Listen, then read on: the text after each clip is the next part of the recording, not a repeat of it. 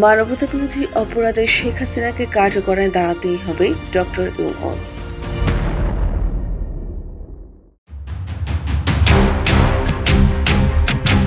বাংলাদেশের অন্তর্বর্তীকালীন সরকারের প্রধান উপদেষ্টা ডক্টর মোহাম্মদ ইউনূস বলেছেন, মানবতাবিরোধী অপরাধের দায়ে সাবেক প্রধানমন্ত্রী শেখ হাসিনাকে বিচারের মুখোমুখি হতে হবে। ব্রিটিশ সংবাদ মাধ্যম স্কাই নিউজকে দেওয়া এক সাক্ষাৎকারে তিনি একথা বলেছেন। এছাড়া অপরাধের সাথে জড়িত হাসিনার পরিবারের সদস্য ও সহযোগীদেরও বিচার হবে বলে জানিয়েছেন প্রধান উপদেষ্টা।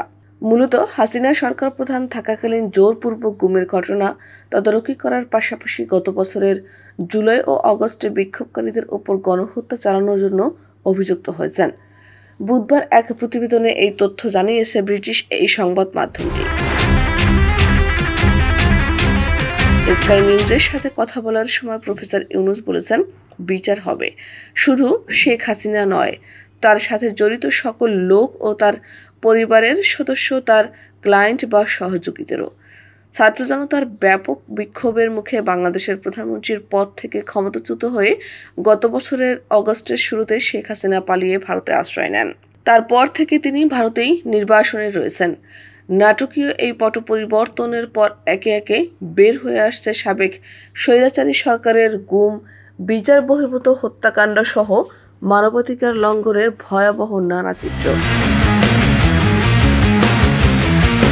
শেখ হাসিনার বিরুদ্ধে গোপন আটক কেন্দ্রগুলোর একটি নেটওয়ার্কের তদারকি করার অভিযোগ রয়েছে। এসব গোপন আটক কেন্দ্রে তার রাজনৈতিক প্রতিপক্ষদের জিজ্ঞাসাবাদ করা হতো, নির্যাতনও করা হতো এবং কয়েকজনকেও হত্যা করা হয়েছিল। আর এই সবই করা হয়েছিল সন্ত্রাসের বিরুদ্ধে যুদ্ধের ব্যানারে।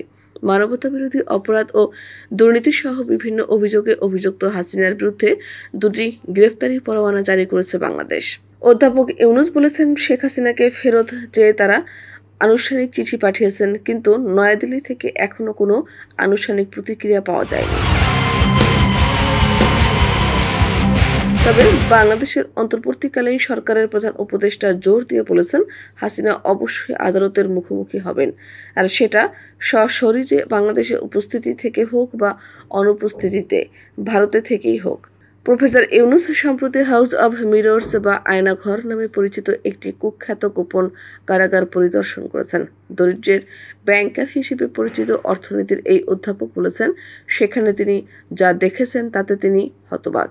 ডক্টর ইউনূস বলেন, এটি সবচেয়ে কুৎসিত জিনিস যা আপনি দেখতে পারেন, আপনি অনুভব করতে পারেন বা আপনি পর্যবেক্ষণ করতে পারেন।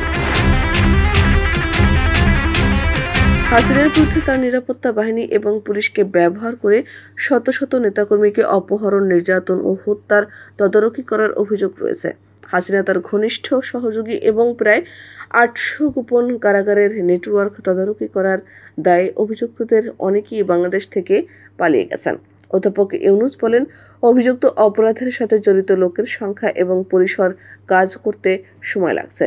তিনি বলেন, সবাই এই অপরাধের সাথে জড়িত ছিল, পুরো সরকার এর সাথে জড়িত ছিল। সুতরাং এটা বের করা কঠিন যে কারা সত্যি এবং উৎসাহের সাথে এই অপরাধগুলো করছিল, আর কারা উচ্চপদস্থদের আদেশের অধীনে এসব কাজ করেছিল এবং কারা পুরোপুরি এসব অপরাধের সমর্থনকারী না হলেও এই ধরনের কর্মকাণ্ড চালিয়ে গিয়েছিল।